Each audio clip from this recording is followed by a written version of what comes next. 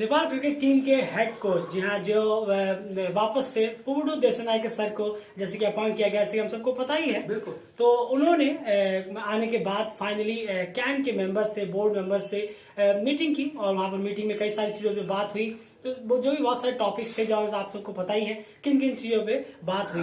बात होने के बाद उसके बाद एक छोटा सा आप कह सकते हैं प्रेस रिलीज या फिर एक प्रेस कॉन्फ्रेंस टाइप का रखा गया, जहां पर उन्होंने रिपोर्टर्स के कुछ सवालों के जवाब भी दिए और उन्होंने अपना विजन भी बताया कि वो आखिर इस नेपाल क्रिकेट टीम में जुड़ने के बाद वापस से किस तरह से एक्साइटेड है, क्या क्या वो चेंजेस करना चाहेंगे, क्या क्या चीजें उन्होंने देखी है या फिर सोची है इस टीम के बारे में, खास करके ये देखते हुए कि सिर्फ 1.5 महीने बाद ही ग्लोबल क्वालिफायर जैसा बड़ा सा इवेंट है।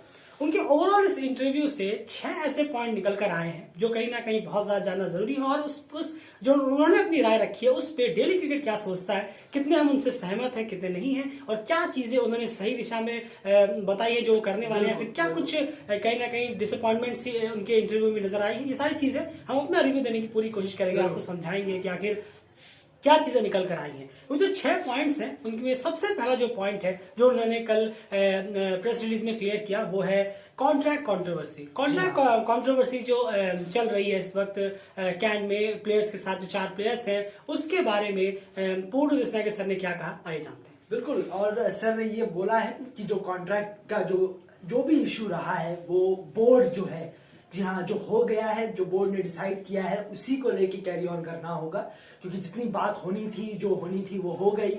और बोर्ड ने बोर्ड और प्लेयर्स के बीच में जितनी भी समझाने की जो भी टाइम था या जो भी हुआ है, अब वो बोर्ड ने फैसला लिया है। बोर्ड को जो ठीक लगता है तो वही कंटिन्यू रहेगा। बिल्कुल, इतना इस कॉन्ट्रैक्ट को लेके यही बोला है। बिल्कुल, और उन्होंने ये कहा कि लेकिन इससे रिलेटेड जो भी इश्यूज होंगे उससे पूरी तरह से सॉर्ट आउट जरूर कर लिया जाएगा आने वाले टाइम में। ये सिर्फ उनकी राय बता रहे जो उन्होंने उस इंटरव्यू में कहा है। उसके बाद जो नेक्स्ट उन्होंने पॉइंट उठाया है उसमें था, उनसे पूछा गया कि संदीप लामिछाने को एज अ कैप्टन आप कैसे देखते हैं और क्या मानते हैं इनके बारे में। तो डेफिनेटली यहाँ पर डेली क्रिकेट बिल्कुल सही साबित हुआ है। जो डेली क्रिकेट ने आपसे कहा था आज से 20-22 दिन पहले, वही एग्जैक्टली पॉइंट्स पुबुडू सर ने भी गिनाए जब उन्होंने उनसे सवाल पूछा गया कि Sandeep Lamichhane as a captain आपको कैसे लगते हैं, वो पॉइंट्स क्या थे। बिल्कुल, और संदीप से पुबुडू सर ने भी यही कहा कि जो हमने यही कहा था, हमें उम्मीद नहीं थी, पुबुडू सर भी एग्जैक्टली यही बोलेंगे जो डेली क्रिकेट ने कहा है कि वो काफी ज्यादा बड़े लीग्स भी खेल चुके हैं, काफी बड़े प्लेटफॉर्म पे वो खेल चुके हैं, आईपीएल हो, पीएसएल हो या बिग बैश हो, कैरिबियन हो। और इसी के साथ उन्होंने ये भी कहा कि वो कप्तानी भी कर चुके हैं, और एक्जैक्टली हमने ये बोला था कि वो अंडर 19 में कप्तानी की है उन्होंने, काठमांडू के कैप्टन है, अभी प्रेजेंट कैप्टन है। तो ये सब चीजें बहुत अच्छी फेवर में जा रही हैं। और उन्होंने एक और चीज संदीप लामिछाने के लिए कह दी जो हमने भी अपने वीडियो में इंक्लूड इनडायरेक्टली इंक्लूड किया था, वो ये कि कोई भी एसोसिएट प्लेयर ऐसा नहीं है इस वक्त दुनिया में जिनको इतना ज्यादा इतने बड़े बड़े लीग, इतने बड़े बड़े प्लेयर्स के साथ खेलने का एक्सपीरियंस हो, वो इकलौते संदीप लामिछाने हैं। चाहे जितने भी एसोसिएट प्लेयर आप दुनिया में इसको उठा के देख लें, सबसे ज्यादा बड़े प्लेटफॉर्म पे खेलने का जो एक्सपीरियंस है बड़े प्लेयर के साथ, वो संदीप लामिछाने का है। ये भी पुबुडू सर ने खुद उस इंटरव्यू में कहा। ये क्रिकेट ने आपको पहले ही कह दिया था, पुबुडू सर ने भी वही बात आज दोहराई है। तो एज अ कैप्टन उन्होंने कहा कि संदीप लामिछाने को अभी कुछ रीटेस्ट और देने हैं, अभी टेस्ट और होने हैं, जाहिर सी बात है काफी बड़े अभी टेस्ट है, देखना होगा ग्लोबल क्वालिफायर और उसके बाद वर्ल्ड क्रिकेट लीग 2 में। लेकिन उन्होंने कहा है कि उम्मीद है कि संदीप लामिछाने बेटर करेंगे और उनके पास एक्सपीरियंस भी अच्छा खासा है। वो भी देखना चाहेंगे संदीप लामिछाने को कि उनका वो टेस्ट में किस तरह से खड़े उतरते हैं। ये उनका पर्सपेक्टिव है, याद रखिएगा, सिर्फ हम उनका बता रहे हैं। अगला है प्रैक्टिस कैंप। जी हाँ, प्रैक्टिस कैंप के बारे में कुछ इन्फॉर्मेशन है और इससे रिलेटेड एक जबरदस्त बोल्ड स्टेटमेंट उनका आया जो कि जर्सी, जी हाँ, नेपाल क्रिकेट की जर्सी से रिलेटेड है। आइए जानते हैं क्या। बिल्कुल, और ये बहुत सादा स्ट्रिक्टनेस और के साथ उन्होंने ये बात भी कही कि कैंप के साथ हम शुरुआत करेंगे, 30 प्लेयरों का कैंप होगा और 1 तारीख को रिपोर्ट करनी है काठमांडू में। जी हाँ, काठमांडू में रिपोर्ट करनी है इन 30 प्लेयर्स को। जो भी 30 प्लेयर्स होंगे वो आ चुके हैं, हम आपको बताएंगे आगे। बिल्कुल, और 29 प्लेयर की लिस्ट भी आ गई है और इन 30 प्लेयर को वहां पे रिपोर्ट करना है। जितने प्लेयर चाहे रिपोर्ट करे, नहीं चाहे तो फिर यहीं पे उन्होंने ये बात कही आगे जाके जो जर्सी से रिलेटेड है कि जो इस नेपाल की जर्सी के लिए नेपाल के लिए खेलना चाहता है उनका स्वागत है, इस टीम में उनका स्वागत है।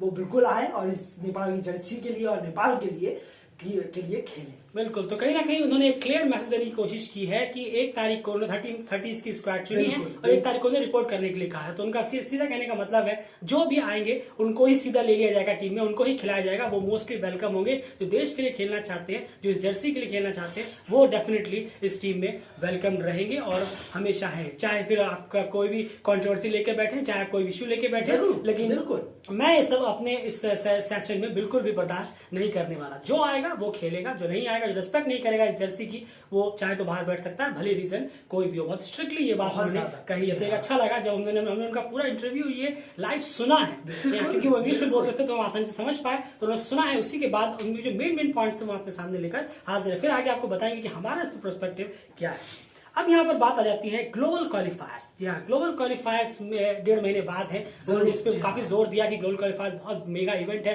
वर्ल्ड कप का तैयारी करना होगा, क्योंकि वही वो कप्तान है, वही वो कोच है जिन्होंने जिनके दम पे पहली बार नेपाल ने वर्ल्ड कप खेला था। तो डेफिनेटली उनकी नजर में होगा कि 8-9 महीने बाद जो वर्ल्ड कप है उससे पहले ग्लोबल क्वालिफायर्स में अच्छा परफॉर्म करना। उससे रिलेटेड एक अपडेट है, वो है पीएम कप से रिलेटेड, जो उन्होंने शायद आइडिया दिया होगा कैन को, वो क्या है। बिल्कुल, और उन्होंने ये बात भी रखी कैन के सामने कि जब उनसे पूछा गया, किसी रिपोर्टर ने उनसे पूछा कि ग्लोबल क्वालिफायर्स के लिए अभी 45 डेज करीब बाकी हैं, तो आपकी क्या तैयारियां हैं, क्या प्रिपरेशन आप करना चाहते हो। इससे रिलेटेड बहुत अच्छा आंसर दिया कि सबसे पहले तो हम पीएम कप जो आ रहा है ये उन्होंने रखा है कैन के सामने कि क्यों ना पीएम कप को 50 ओवर से हटा के 20 ओवर का कर दिया जाए इस बार के लिए, क्योंकि उन्होंने अभी तक प्लेयर्स को देखा नहीं है, तो वो प्लेयर्स को देख भी पाएंगे। कुछ नए प्लेयर्स आए हैं, इस बात पे उन्होंने बात पे जोर दिया। जरूर, इस बात को उन्होंने बहुत बोला है कि नए प्लेयर्स आए हैं, टीम में ज्वाइंट हुए, मैंने देखा नहीं है, तो मुझे अच्छा होगा कि एक 20 ओवर का कप हो जाएगा प्राइम मिनिस्टर, और तैयारी भी बहुत अच्छी हो जाएगी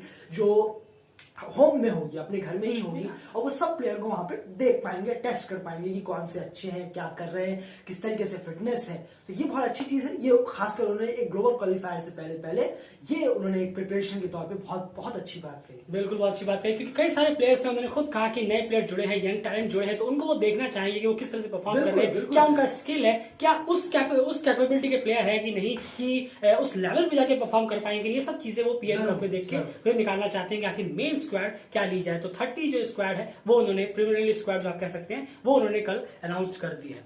खैर, ये तो बात हो गई, ये सब उनसे रिलेटेड है। अब यहाँ पर आ जाती है एक और बड़े मुद्दे की बात है, 2 ग्रुप्स इन अ टीम। जैसे कि हमारी चर्चा चल रही है कि 2 ग्रुप्स बन गए हैं, अलग अलग ग्रुप बन गए। कैन ने भी कहा, और फिर कई सारे व्यूअर्स से भी, लोगों से भी ये सुनने को मिला कि एक धड़ा अलग है, दूसरा धड़ा अलग है, कोई अलग सोचता है, कोई अलग सोचता है। ये 2-3 ग्रुप्स टीम में बन गई। ये जो चीजें आप चाहे उसे अफवाह समझे, कुछ भी समझे, इन चीजों के बारे में टूट दोस्ता के सर ने किस तरह से कहा है। बिल्कुल, ये साफ, हम फिर से यही कह रहे हैं कि पवड़ू सर का जो एक विजन है वो बहुत स्ट्रिक्ट के साथ वो कहीं हमें पसंद है, और बहुत हमें डेली क्रिकेट को यही चीज बहुत पसंद है।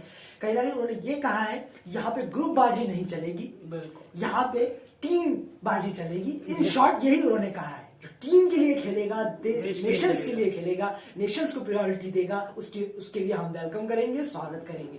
लेकिन जो यहाँ ग्रुप्स में बटा रहेगा, ग्रुप्स के लिए अपने पॉलिटिकल ज्यादा चलाएगा, पॉलिटिकल गेम्स खेलेगा, वो बाहर जा सकता है, उसके यहाँ कोई जरूरत नहीं है।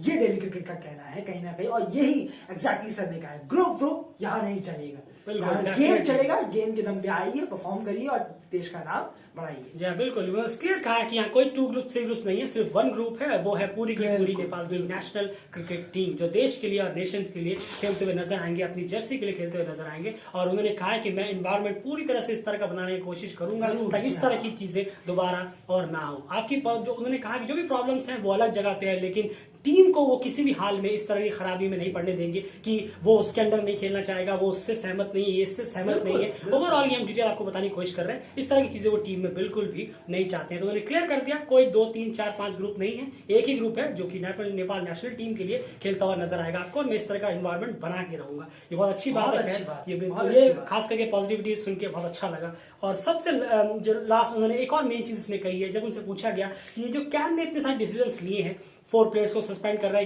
जो भी जैसे इस पूरे थ्रू आउट द इस मोमेंट में आपका क्या रिएक्शन है? कि आपको देता हूँ, पवड़ू सर ने उस पर एक जबरदस्त राय रखी, जो कि कहीं ना कहीं सोचने वाली बात है कि उन्होंने क्या कहा। तो पवड़ू सर ने वहां पर यह कहा कि मैं पूरी तरह से कोशिश करूंगा कि इन्वायरमेंट को एक क्रिकेट फ्रेंडली अच्छे से बनाया जा सके और सारी चीजों को दूर कर सकते हैं, लेकिन जो बोर्ड ने फैसले लिए हैं मैं उसको चैलेंज नहीं कर सकता। बहुत अच्छी, उन्होंने क्लियर कर दिया कि जो उन्होंने चैलेंज लिए हैं, मैं एज अ कोच इतनी पावर नहीं रखता कि मैं उसे चैलेंज कर सकूं, और मैं चैलेंज करना भी नहीं चाहूंगा, मैं उसे चैलेंज नहीं कर सकता। उन्होंने जो मुझे प्रोवाइड कराया, मैंने अपनी तरफ से भी कुछ चीजें रखी हैं, कुछ प्रॉब्लम्स रखी हैं, दूसरी प्रॉब्लम्स, ये प्रॉब्लम्स नहीं, दूसरी प्रॉब्लम रखी हैं, और मुझे उम्मीद है कि कैन से पॉजिटिव रिस्पॉन्स मिला है और वो उस पर काम भी करेंगे, मेरी हेल्प करेंगे, और वो भी मुझसे यही उम्मीद करते हैं कि मैं उनके डिसीजन को रेस्पेक्ट करूं। तो डेफिनेटली उन्होंने कहा कि मैं इन सब चीजों में नहीं पड़ने वाला, मैं चैलेंज नहीं करूंगा, मेरा काम है इस टीम को यूनाइट करके एक बेहतरीन टीम बनाना, ताकि ग्लोबल क्वालिफायर्स में हम जीत कर वर्ल्ड कप खेल सके। ये उनका क्लियर विजन है, जो कि बहुत ही अच्छा नजर आया यहाँ पर। तो इस तरह की डिसीजन में भी वो कह रहे हैं कि पूरी तरह से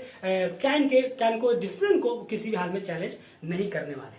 ये 6 मेन पॉइंट्स थे उनकी इस इंटरव्यू में। लेकिन अब बात आ जाती है कि डेली क्रिकेट ने जो हम यहाँ पर कहते आ रहे हैं कि हम अपना रिव्यू इस पूरे उनकी इंटरव्यू की बातचीत में देंगे, उसमें किस तरह से हम सहमत हैं या फिर नहीं है, फिर क्या क्या चीजें प्रोड्यूसर के लिए अब यहाँ पर चैलेंजिंग रहने वाला है करना। सबसे पहले हम शुरुआत कर लेते हैं कॉन्ट्रैक्ट कॉन्ट्रोवर्सी, जो प्रोड्यूसर ने कहा उससे हम सहमत हैं या नहीं है। नहीं, देखिए कॉन्ट्रैक्ट में तो हो गया है, अब बहुत ज्यादा बातें हो गई हैं, अब ज्यादा इसको आगे बढ़ाने से कोई फायदा नहीं है। अब ये मनमानी से नजर आ रहा है, बिल्कुल। अब ज्यादा बादशाहीगिरी जैसे हम कहते हैं, जैसे यहाँ पर भी थोड़ी सी असली लग रहा है, क्योंकि यहाँ पर भी थोड़ी बहुत पॉलिटिक्स होने लगी है।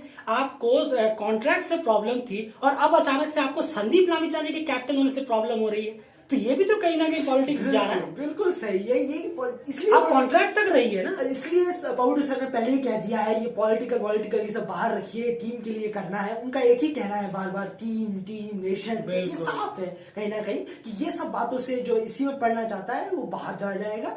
पाउडू सर भी स्ट्रिक्ट है, उनको रखने नहीं वाले हैं ज्यादा लंबे समय तक। बिल्कुल, डेफिनेटली ये सब चीजें वो एक्सेप्ट नहीं करेंगे। अगर वो सब छोड़, डेफिनेटली उन 4 प्लेयर्स के नाम भी उस लिस्ट में जरूर हैं, अगर वो आना चाहें तो डेफिनेटली वो आ सकते हैं। तो डेली क्रिकेट पूरी तरह से प्रोड्यूसर से इस पर सहमत है। ये कंट्रोवर्सी जो कॉन्ट्रैक्ट की, ये बेबुनियाद कुछ ज्यादा ही खींचा जा रहा है, इसको इतना भी नहीं होना चाहिए, क्योंकि अब ये कहीं ना कहीं सिर्फ कॉन्ट्रैक्ट पे आपको डिसअपॉइंटमेंट थी, अब आपको संदीप लामिछाने के कैप्टन से डिसअपॉइंटमेंट होने लगी, सिर्फ इसलिए कि वो आपका इसमें सपोर्ट नहीं कर रहे हैं। आप दूसरों को कैसे फोर्स कर सकते हैं कि आप भी हमारे साथ मत खेलिए, या फिर आप भी हमारे साथ इनको हटाने के लिए सहयोग करिए, ये तो नहीं हो सकता। आप अपने उस पर स्टिक रहिए। क्यों आपको सपोर्ट कम हो जा रहा है क्या, कि अब आपको बाकियों की सपोर्ट की जरूरत पड़ रही है कि नहीं, इसे कप्तानी से हटाइए, अब अपने पे स्टिक रहिए। ये पूरी तरह से डेली क्रिकेट का सहमत नहीं करता, पूर्ण सर का इस बात पे बिल्कुल सहमत करता है। संदीप एज ए कैप्टन जो उन्होंने कहा, डेली क्रिकेट पहले उसको कह चुका है कि जो पूर्ण सर ने आज उसे रिपीट किया। Thank you so much sir कि आपने हमारी बातों पे अपील किया। खैर आपने भले हमारा वीडियो ना सुना, डेफिनेटली आप कहा। तीसरे नंबर पर प्रैक्टिस कैंप की अगर बात करें, जो उन्होंने कहा है नेपाल की जर्सी के लिए, इस पे क्या राय है हमारी? डेफिनेटली पॉजिटिव राय है। प्रैक्टिस कैंप के लिए बिल्कुल ठीक रहा है, बहुत अच्छा उन्होंने कहा है, इसमें कोई बड़ी बात नहीं है। जो आना चाहे स्वागत है, जो नहीं आना चाहे वो जाए, बहुत लड़के हैं। बिल्कुल डेफिनेटली, क्योंकि आपको एक टीम बनानी है, यूनाइट करना है, किसी 4-5 प्लेयर को लेकर नहीं बैठे रहना है सालों तक की अरे यार इनको लेना ही लेना है, ऐसा नहीं है। कोई किसी को, जी हाँ बिल्कुल, कोई किसी की नहीं रुकता, एक से बढ़कर एक टैलेंट है, थोड़ा टाइम लग जाएगा नरिश करने में, लेकिन डेफिनेटली आपको प्लेयर्स मिल जाएंगे। ऐसा नहीं है कि सचिन के बाद इंडियन टीम चली गई, ऐसा नहीं है कि रिकी पॉन्टिंग के बाद ऑस्ट्रेलिया रुक गया, कहीं ना कहीं कोई देश नहीं रुकता, कोई देश नहीं रुकता, आगे बढ़ते रहते हैं। जाती बातें कमी खलती है, लेकिन उभरते हैं, लोग जीतते हैं, सब कुछ होता है। ऐसा नहीं कि वेस्ट इंडीज उसके बाद वर्ल्ड कप भी नहीं जीता, उसके बाद T20 वर्ल्ड कप भी सही जीता, किसी फॉर्मेट में तो अच्छा हुआ। ऐसी कोई बात नहीं है कि ये 4 प्लेयर नहीं खेलेंगे तो आगे जाके नेपाल क्रिकेट खत्म ही हो जाएगा, ऐसा तो बिल्कुल सोच मत रखिए, बकवास सोच है। हैट्स ऑफ है पे सर को, उन्होंने इस पर भी हमारी सहमति है। अगली बात करें, ग्लोबल क्वालिफायर्स को पीएम कप को 50 ओवर से 20 ओवर करना, ये कितना सही है?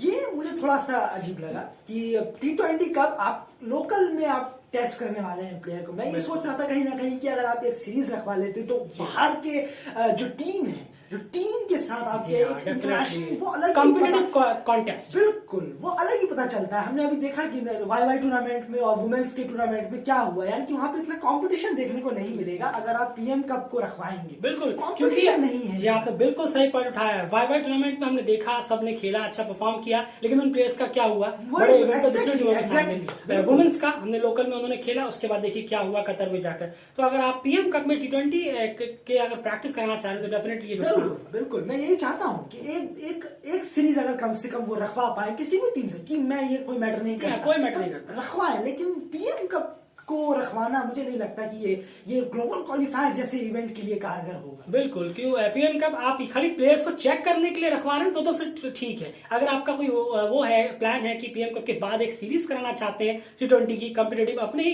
देश में दूसरी टीमों से, तो फिर ठीक है। अगर आप सोच रहे हैं सिर्फ पीएम कप में ही परफॉर्म करके प्रैक्टिस कैंप से आप सीधा ओमान भेज देंगे, वहां पर सीरीज करेंगे, डेफिनेटली सर ये थोड़ा सा कहीं ना कहीं अनऑर्थोडॉक्स है और आप भी शायद समझेंगे डेफिनेटली इस बात को, या फिर क्या पता आप खुद सोचे कि नहीं अब एक सीरीज यहाँ पर हो जाए।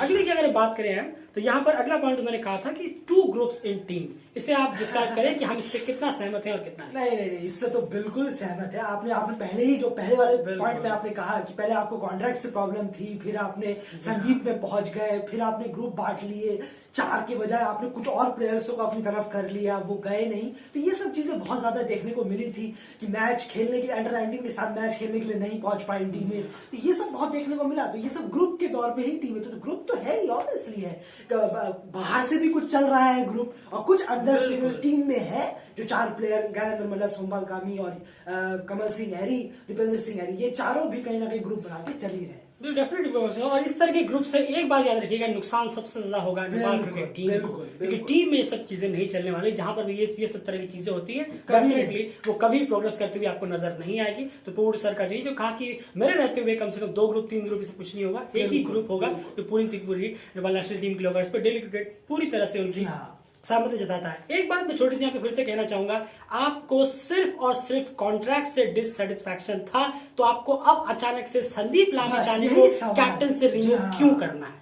बस इसका क्यों इसलिए क्योंकि उन्होंने आपका साथ नहीं दिया इस चीज में, आपको सपोर्ट नहीं किया। तो आप सपोर्ट ऐसे थोड़ा ना ले सकते हैं। इंसान दिल से सपोर्ट करता है, अपने मन से सपोर्ट करता है, उसको लगता है कि वो सपोर्ट आपके लिए नहीं करना चाहिए तो करेगा, नहीं करना ठीक है। आप फोर्स करके खींच के इसको सपोर्ट कर रहे हैं तो ये कहीं ना कहीं ऐसे लग रहा है कि एक हवा बनाने की कोशिश कर रहे हैं आप। अभी तक कॉन्ट्रैक्ट वाले तक आप थे तो हमने भी आपका पूरा सपोर्ट किया था, उसपे अभी भी हमारा सपोर्ट रहेगा। लेकिन आपने जो उसके बाद की चीजें की हैं, अभी संदीप लामिछाने को आप कप्तानी से हटाना चाहते हैं, उनके खिलाफ एक अलग तरह की हैट्रेड है। मैं देखता हूं जब भी उनका कोई पोस्ट किया जाता है तो उसमें अलग सा एक रिएक्शन होने लगा है, आपके लोग हंसने लगे हैं या फिर कुछ उल्टा सीधा बोलने लगते हैं। ये देखिए हमारे कैप्टन अब विकेट नहीं ले पाते बिग बैश में, अभी जो उनका खस्ता चल रहा था 2-3 मैचों से, अचानक से ये क्या हो गया? अभी तक हीरो थे और अब ये नहीं चले, ये बिल्कुल गलत है। डेफिनेटली ये पूरी तरह से पॉलिटिक्स है, ये 2 ग्रुप्स वाला खेल नहीं चलने वाला। और अच्छी बात है कि प्रोड्यूसर इसको समझ रहा है और उम्मीद है कि प्रोड्यूसर इसको 1.5 महीने के अंदर ठीक जरूर कर लेंगे। काफी सारी चीजें कल क्लियर हो जाएंगी, 1 तारीख को जब रिपोर्ट करना। Last but not least, can board में जो डिसीजंस लिए, जो एक कोच का रिएक्शन होना चाहिए, क्या एग्जैक्टली उनका रिएक्शन वो है? हम उससे सहमत हैं या नहीं? देखिए पबडू सर के साथ मुझे लगता है कैन एक अंडरस्टैंडिंग बैठा पाएगा, बिल्कुल, क्योंकि वो पिछली बार भी थे, पिछली बार बहुत अच्छा रिजल्ट्स अच्छे दिए थे उन्होंने, ये सबसे बड़ी बात है। तो मुझे लगता है पबडू सर के बजाय कोई और होता तो शायद दिक्कत हो सकती थी, लेकिन हमने जैसा कहा था कि पबडू सर ही कोच बनेंगे, ये भी दिल्ली क्रिकेट ने कहा था, वो बिल्कुल सही साबित हुआ कि पबडू सर को कोच ज्यादा बेटर रहेगा मोंटी देसाई की बजाय, और डेफिनेटली ये बहुत सही होता हुआ नजर आया। तो मुझे नहीं लगता है कोई प्रॉब्लम नहीं होगी, सब सॉर्ट आउट रहेगा। कैन और पबडू सर के भी बहुत अच्छा एक रिलेशन देखने को मिलेगा। डेफिनेटली जी हाँ, बिल्कुल। आप बहुत सारी उम्मीदें पबडू सर से, जिस तरह का उनका बेबाक कल एक कॉन्फ्रेंस रही है, प्रेस रिलीज रही है, जो उन्होंने सवालों के जवाब दिए, उससे काफी पॉजिटिविटी मिली है, एटलीस्ट दिल्ली क्रिकेट को मिली है। किसी को समझ आए ना आए, लेकिन हम यहाँ से क्लियर समझते हैं कि जो सर ने ये 6 पॉइंट जो उठाए और जो उनका रिएक्शन था, सिर्फ पीएम कप को 50 का T20 करने का, थोड़ा सा हम उससे सहमत नहीं होंगे। बाकी जो उन्होंने 5 पॉइंट्स कहे वो जबरदस्त रहे और कहीं ना कहीं नेपाल क्रिकेट को एक बेहतर दिशा में ले जाने के लिए वो अग्रसर है, और इसीलिए ये उनको बार बार साबित करता है कि ये प्रूव है कि उन्होंने क्या शानदार इस टीम को 2014 में बहुत इंप्रेस हुए थे जब उन्होंने उनका पूरा का पूरा इंटरव्यू सुना। तो पूरा उम्मीद है कि फिलहाल इस वीडियो में इतना ही। प्लीज अगर आपको हमारे एनालिसिस पसंद आए तो प्लीज वीडियो को लाइक जरूर करिए, चैनल को सब्सक्राइब कर लीजिए। इस तरह की वीडियोस हम लगातार आपके सामने लाते रहते हैं, सच को आपके सामने प्रेजेंट करने की कोशिश करते रहेंगे, चाहे हमसे कोई सहमत हो चाहे ना हो। लेकिन सबसे बड़ी बात ये होती है कि अगर आप ब्लाइंड फैंस है तो आप किस चीज को कभी नहीं समझ पाएंगे। आपका जो परफॉर्मेंस है टीम का वो ऐसे ही बदतर होता रहेगा और आपको लगेगा कि टीम तो खराब हो रही है, ये हो रही है। इस चीज में मत रहिए। किसी 3-4 प्लेयरों की वजह से दुनिया रुक नहीं जाएगी, कोई टीम रुक नहीं जाएगी। टैलेंट्स भरमार है, आप खुद ही कहते हैं कि ये इनको नहीं लिया, उनको नहीं लिया, इनको नहीं लिया, बहुत देखिए इसको नहीं लिया। कल भी 30 मैन की स्क्वाड आई है, वो अभी हम कम्युनिटी टैब में डालने वाले हैं, वहां जाके देखिएगा। वहां पे भी बहुत लोगों ने कहा इनको नहीं लिया। अब आप सोचिए अगर हम उन्हीं 4-5 को लेके रहेंगे तो इनको कैसे लेंगे? उनको लाने के लिए किसी को निकालना भी तो पड़ेगा। या आपसे 22 जने की टीम होगी आईसीसी की तरफ से, ऐसा नहीं हो सकता। इसीलिए थोड़ा वक्त लगता है, लेकिन किसी के लिए क्रिकेट रुकने नहीं वाला, चाहे कोई भी देश क्यों ना हो। आपके पास अपार टैलेंट है, उनको यूज करने का वक्त आ गया। उनको यूज करने के लिए सबसे बेहतर हथियार अगर कोई है तो वो है पुबुदु देशनाय के सर। फिलहाल इस वीडियो में इतना ही। ट्विटर में फॉलो जरूर करिए, लिंक डिस्क्रिप्शन में है, जरूर से ट्विटर में फॉलो करिए, वहां पे लगातार अपडेट्स देते रहते हैं। लेकिन चैनल को सब्सक्राइब करना मत भूलिएगा। वीडियो को ज्यादा से ज्यादा शेयर करिए और उम्मीद है कि ज्यादा से ज्यादा लोगों तक ये पहुंचे, वो समझें कि क्या सही है और क्या गलत। बाय।